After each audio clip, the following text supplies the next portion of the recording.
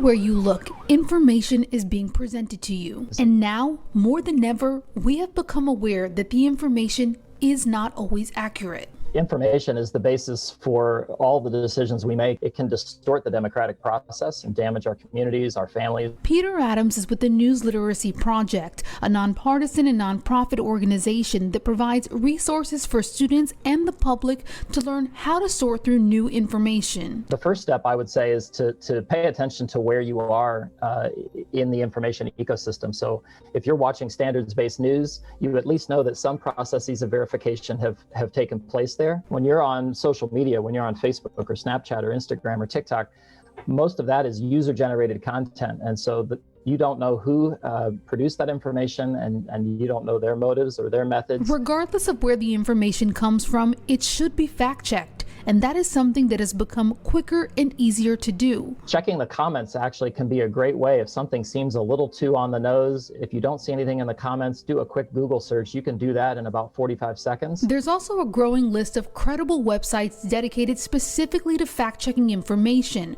One of the oldest is Snopes.com. On the homepage of this site, you'll see new headlines already researched and fact-checked. You can also use a search bar to fact-check something not on the main page that you might have come across. You simply type the headline or pose it in a question form, and the website will present you with fact-checked links to get accurate information on that issue. In the same way that, you know, there's a social good to showing some restraint with your garbage and not throwing it down where you stand or throwing it in the street.